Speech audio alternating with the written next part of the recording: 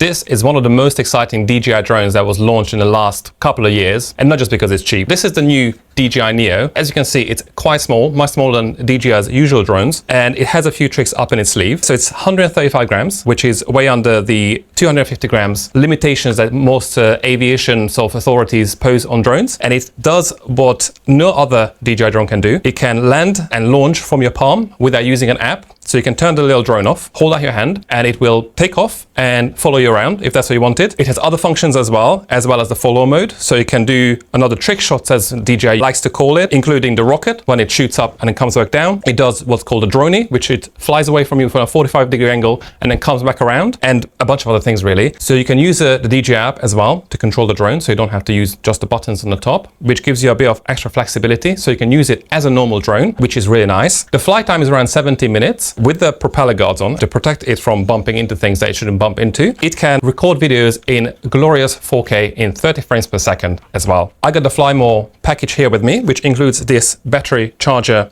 box. So you got 3 batteries that comes in the Fly More sort of package, and you can charge all batteries in this little box here, which is again a first from DJI, and it's pretty cool because that means that you can fly the drone outside for longer. It is a very, very cute drone overall. I think it's a very good addition to DJI's arsenal of drones. I guess it's focused more on content creation as opposed to like professional use, but for that it's great, and it's really fun to fly around as well.